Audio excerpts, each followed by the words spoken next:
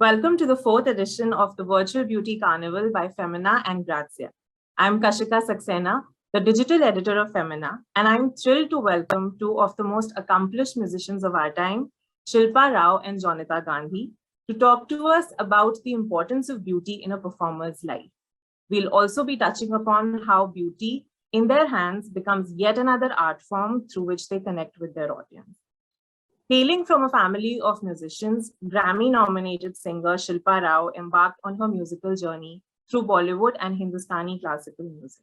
Shilpa is the voice behind iconic gems such as Javida Zindagi, Khuda Jaane, Man Marziyan, Bulaya, Kalank, and Ghungru, among many others. She has collaborated with talented musicians across genres, from Karsh Kale, Agni, and Noori to Anushka Shankar, and is the only Indian to perform at Pakistan Coke Studio and at Glastonbury Festival. Shilpa, welcome. Thank you. Oh my God, that was really accurate. Thank you. Jonita Gandhi began performing on stage at the age of 4 and has built an exciting career since then, spanning different genres and languages. Trained by the Conservatory of Music in Western Classical Singing, she has been instrumental in bridging the gap between the East and the West through her music. The voice behind hit numbers like the breakup song Chal Koi Na, 4 AM and Bach Ke Rehna, she released more than 8 new singles in 2021 alone. Welcome, Jonita. Thank you so much. And hi, Shilpa. Hello, hello. Big fan, hello, big hello. Fan. Big fan too. AC, big AC. Thank you so much for joining us today, both of you. I'd like to begin by asking what your relationship with beauty is like. How was it when you were growing up? And how has it evolved once you entered the music industry and it became a part of your job? Who's going to start? Shilpa? Go for it. Go. Oh, I thought, okay. Okay, beauty in my home. Okay. So I grew up with both my grandmothers. They used to stay with us. And yeah, they were very hell-bent on having good hair and you know, like having healthy food, and because they felt that everything comes from there. Right. So as long as I can remember, my memory goes back. I just remember my grandmother putting a lot of coconut oil in my hair constantly, just to lay the groundwork for healthy living. I think my sense of beauty lies in that if you have a good healthy life, a healthy body, it derives from there. Because yeah, I just feel that if you're healthy from within, you would look beautiful. That's my idea of beauty, even as a child. Yeah. That's me. And how has it evolved once you started performing, once you entered the industry? How did it change, that relationship? Point is that people want to change you. They want to keep you in boxes because, you know, you don't make customized clothes for people. It's not cheap. You make clothes, you make shoes, you make commodities, and it's mass produced and people just buy it off them.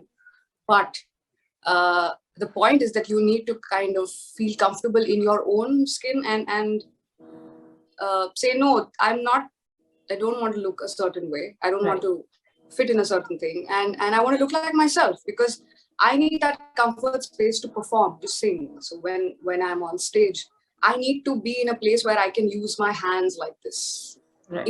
If I don't have an outfit like that, then it gets a little difficult, because I jump all around the stage. I feel that's my expression of connecting with people. So yeah, I think my whole evolution of beauty lies between health and comfort. Right. Yeah. Okay. Jonita? My relationship with beauty has not been so strong. In the beginning, it wasn't, at least. Growing up, I did not really prioritize, at least outer beauty, as what they call it. I think I have a little bit of like a ugly duckling story. When I was in school, I used to get teased a lot.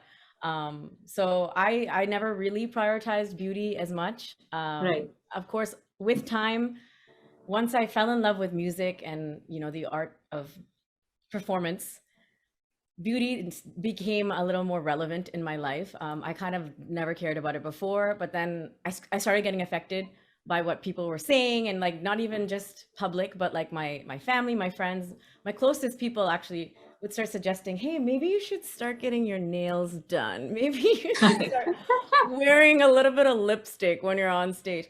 And then I realized, like, I really didn't care, to be honest, in the Right. beginning. And then I realized, okay, if I'm doing those things because it helps my confidence, because it makes me feel like I'm playing a certain role better, because a lot of our job as performers involves kind of, even though we're not actors, we're acting through our voices in a lot of Right. cases, right? As playback singers and as performers on stage.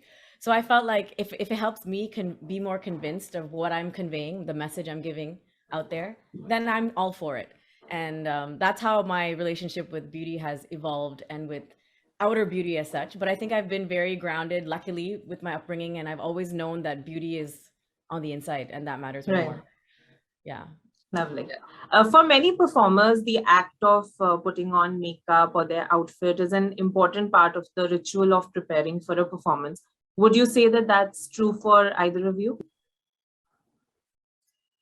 It's important to, like I said, to feel like yourself, Yeah. because you're performing and you're on stage for 2 hours. Right. You cannot be in an uncomfortable place, because you're not just standing in one place, and you have to sing, you have to entertain, and then you have to make that connect, and yeah, also have fun, because Right. it's your show. I mean, you want to end the show and like go happy, go back happy. So that is something which I definitely feel, and I always have this thing in my mind. I always carry 2 outfits. Okay. What if at that point I don't feel like wearing this because I'm not feeling like it? Oh, wow. And I always pick the one that I'm feeling comfortable in. Or where what if I you spill can, coffee on it before the show? yeah, we do that. Like, let's do that. I love whites also. Yeah. Love David. whites. With yeah, since I think it's not just. I mean, sometimes our pictures are not because of what we're wearing or the makeup, but it's that instant moment that you make with a fan, Right. and that becomes such a precious photo. Right. And I think those are the moments that matter to me. Yeah, because I think it's happened to all of us. We started with like big heels and we come back to those sneakers, and it's so much cooler and more fun, because More fun. yeah, I mean I do my Bollywood shows, but I also do my ghazal shows where it's a different outfit altogether, and you're seated and then you're singing. So yeah, I love to do both. And yeah, but comfort comes before, because my performance cannot take a back seat just because of the outfit or what I'm styling myself in.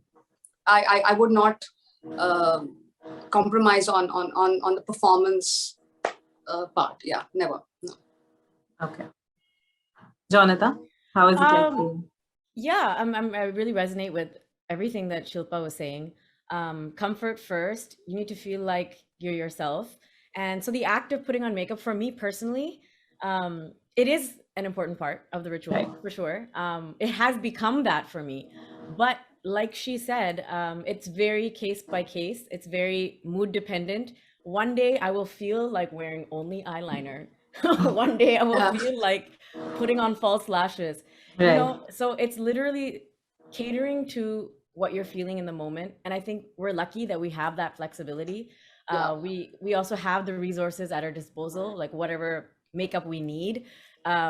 Also, some people enjoy the process of putting on makeup and some people don't, and that is also case by case. Like some days I really enjoy, like I'm like, okay, today I'm gonna take an hour to get ready.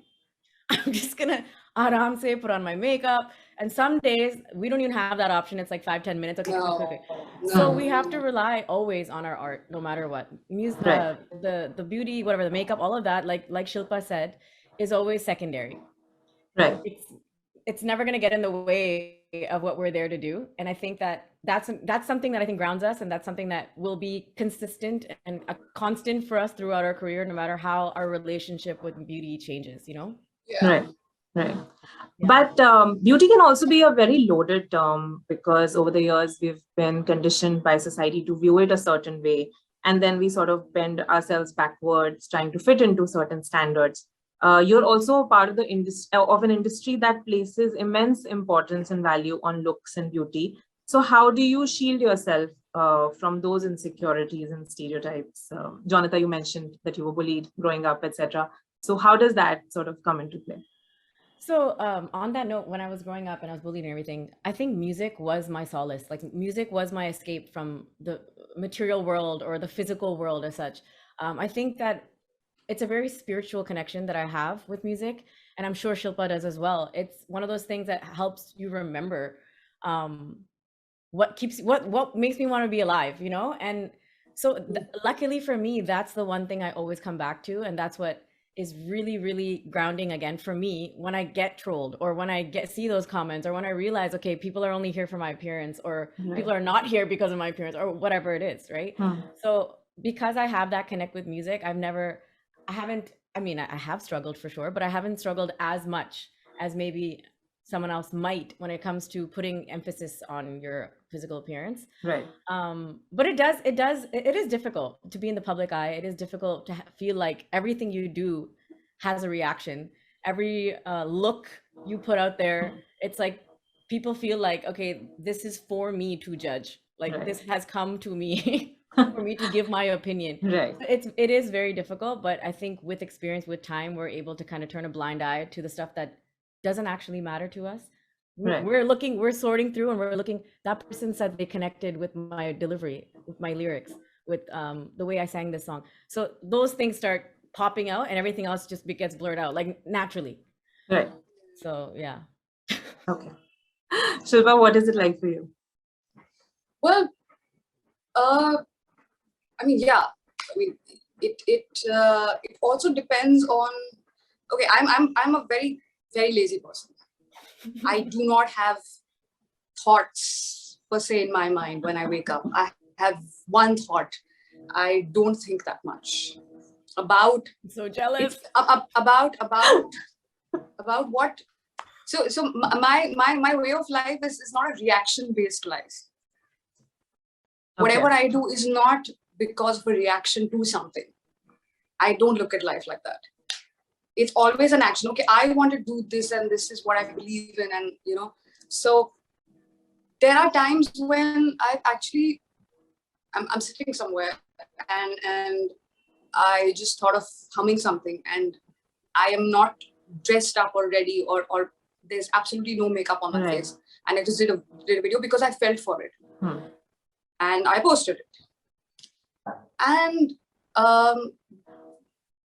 those lyrics meant so much to me. It was हर एक बात पे कहते हो कि तुम हर एक बात पे कहते हो तुम कि तू क्या है, तुम ही कहो कि ये अंदाज़े गुफ्तगू क्या है. Means for everything you keep questioning who am I and what is my identity and all of that, and I really felt singing those lines, and actually there were so many fans that, you know what, it doesn't really matter what and we like that you did not put on makeup for this and you just sang it the way you did. So it's really important to not lose focus from your art form, right? Because there are millions of people around you, because they don't know better. They just know that you need to do this because that will get you to somewhere else, and you need to understand who do you listen to. Is that person saying this out of a good place, or is he giving you good advice from like, for example, a performance or recording? How did you sing? Did you sing well? And that's what is important at the end of the day. So yeah, I mean, you need to listen to someone, have those confidants or critics close to you, and hold them very, very strong, because they will really make you brilliant. You don't have to listen to everyone. You don't have to listen to everyone. Okay. Yeah. To that point, Shilpa, I wanted to ask you, the last few years have seen a lot of talk around inclusivity in beauty, where the industry is trying to do better in terms of catering to all skin colors and types. But this is a much more nuanced conversation, right? In terms of not just getting the right makeup, but the right makeup artist, the right lighting even, because otherwise fair skin tones are considered standard and everything is done according to that. So what has your experience been like? Have you actually seen any tangible shift? In my house, it wasn't an issue. I mean, my brother and I, we were brought up with the whole fear and the only question that we would fear from our parents is, what did you do with your time all day? Did you study? Did you practice? Because that was the most important thing. Okay, we have to go out, get ready in 1 minute. There was no emphasis put on, are you dressed up well? Do you have a pimple? You're having a bad hair day? No. But if I would not practice that day, or mera riyaz agar ek hafte tak nahi hua hai, my father would, it's as if, you know, the whole world shifted. That was the pivot, the fulcrum of our lives. Right. And I am so happy that we had that kind of a childhood where it was not necessary to the only makeup I knew was make up your mind. That was, I think that is still the best form of makeup for me. Right. Make up your mind, make your mind so strong. I mean, yeah, now everyone wants to look like a Rihanna or a Beyonce or a Scarlett Johansson or a Salma Hayek. You really think they just became that? No. They transformed their own sense of beauty into the mainstream. It's the opposite. So I think I believe in one thing, that you make your work and yourself so brilliant that everything about you gets beautiful, and that's what I feel about women, especially women, because there is so much attached to us. You have uncomfortable heels, you have heavy eyelashes, you have so much. But you know, a strong woman, I think, transcends beyond that. Yeah, that's what I feel. Yeah. Jonita, this is for you. You started out very young, and then you also started out on the internet very young. You were performing for an internet audience who were looking at you as well as listening to you at the same time. Did that make you pay more attention to both the music and the visual aspect of performing? I know you touched upon it briefly earlier. And also, I mean, unfortunately, on the internet, you tend to get a lot of feedback, whether that is negative or positive. So could you talk us through that a little bit? I do think that earlier on, relative maybe to other people, I did start paying attention to the visual aspect because I was making these cover videos and posting things on YouTube. And naturally, my voice was getting attached to my face. And I think that was a very conscious decision. Once I realized the power of, you know, connecting to people, not just on an audio basis, but also visually. When people can see who's singing, you know, they feel like they can relate to you more, and they can see how you feel when you're singing, all that kind of thing. So beauty wise, again, it was a very slow and gradual process. I did start to see myself differently once I started reading comments. I remember like, even now though, like, we are all our own worst critics, right? So we'll never love the way we look or the way we sound. Even we're always going to look for, okay, wait, this could be better, this could be better. So I do think it's a journey, and it's just a matter of, again, weeding through the feedback and seeing how you feel and how the people who matter feel, because like you said, like, it's like unsolicited feedback from people who absolutely don't know you, don't know what you've gone through to get where you are, don't know anything really about you. So yeah, I do think though I've made more of a conscious effort over the years to kind of stay realistic about what I want to look like, what I want to sound like, how I want them to blend together on screen, what I want the look to be. But yeah, being on YouTube has definitely helped me figure that out. Right. So stage makeup is very different from regular makeup or even what you would wear at events. when you're preparing for a stage performance, how involved are you in deciding what your look is going to be? Do you go in with a specific vision in mind about hair, makeup, clothes? And what are the factors that go into this sort of decision making for the both of you?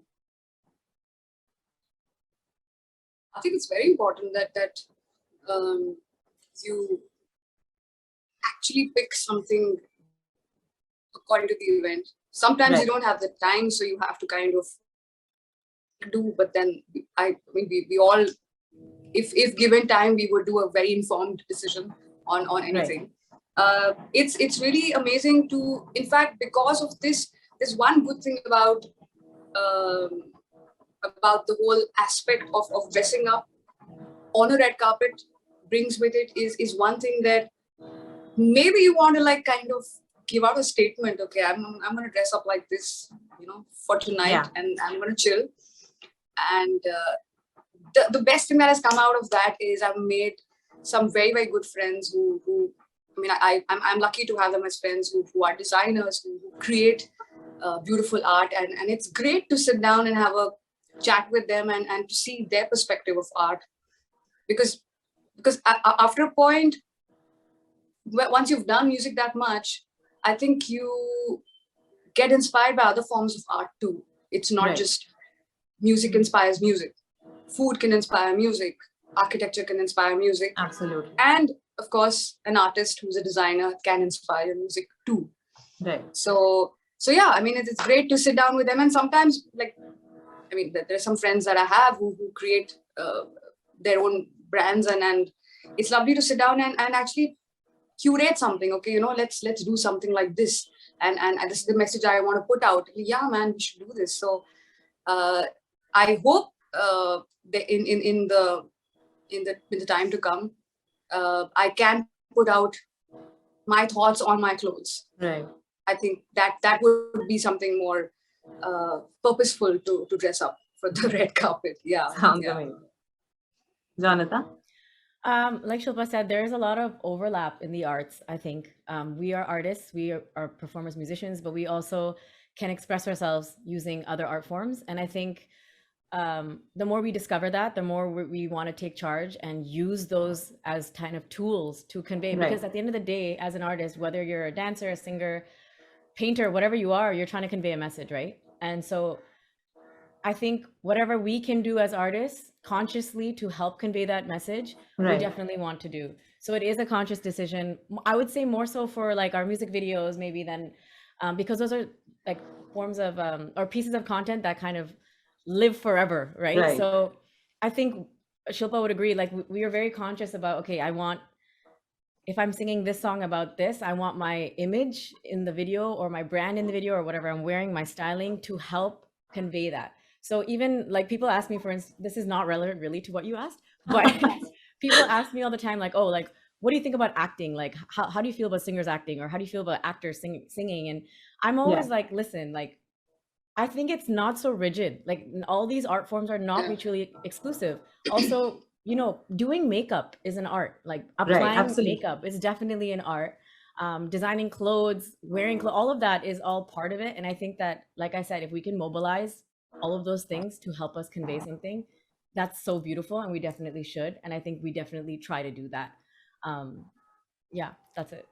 Amazing. Okay, finally, I wanted to ask, a lot of people developed a deeper relationship with beauty, skincare, makeup in the pandemic, where it almost took on the role of like the number one skincare, self-care item for them.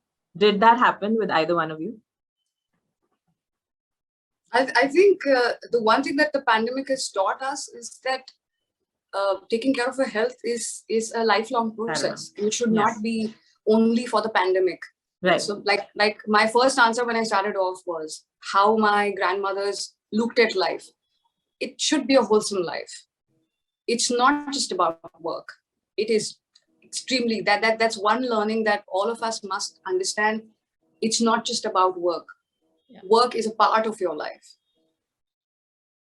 Right. The only thing that I pray for, which is not in my hands, is please let me have good health. If I have that, I can accomplish anything I want. So having your health in place is, I think, the most important thing you can do for yourself. And it's an everyday process. Yeah. So please make that of the most important routines in your life. Self-care item. Yeah. You might call whatever. I mean, your basic having good food, sleeping well. Please sleep. Not looking at the clock or the alarm. Please sleep well. Have great dreams. Once you get up, make those dreams reality and work hard. But make that time to spend with your family. Take that day off and spend it with your friends. Take that vacation. It's important to do these things. And when you're on vacation, please eat up well, put on that weight, and then it's okay. It's all going to get balanced off. So don't take this so seriously. I really want to say this to people that what you look keeps changing. And what really matters is if you look into the mirror and ask yourself, am I happy today? And that is the only question that should matter. So all the girls out there, all the guys out there, all the gender neutral people out there, the only thing I would say is that sleep well, eat well, be happy, take care of your mind, take care of your body, and you know what, it all evens out. Focus on your work. Work well, because that's going to take you to places. Your mind will take you everywhere, wherever you want. So be happy here. That's all. That's a great thought. Jonita, what about you? I think during the pandemic, similarly, like I instead of prioritizing skincare as such, I think I prioritized my own happiness and my health, as Shilpa was saying.